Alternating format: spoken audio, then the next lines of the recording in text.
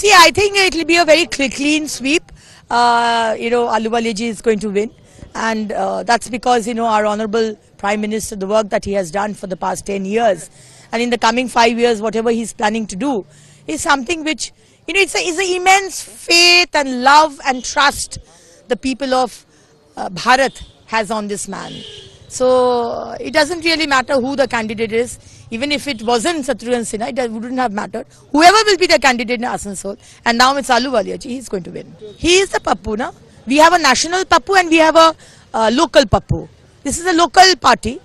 TMC, they write All India Trinamool Congress, but they are not All India party. Their All India tag has been removed by Election Commission because they got a big zero in Goa, they got a big zero in Tripura, and All India Trinamool Congress, which has become a local Trinamool Congress, has a local Pappu, and Abhishek Banerjee is a Pappu.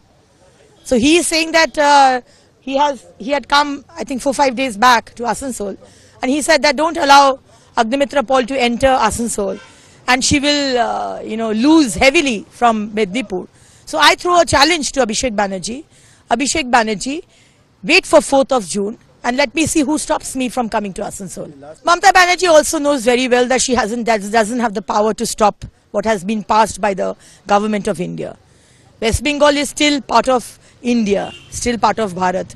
It is not part of Bangladesh.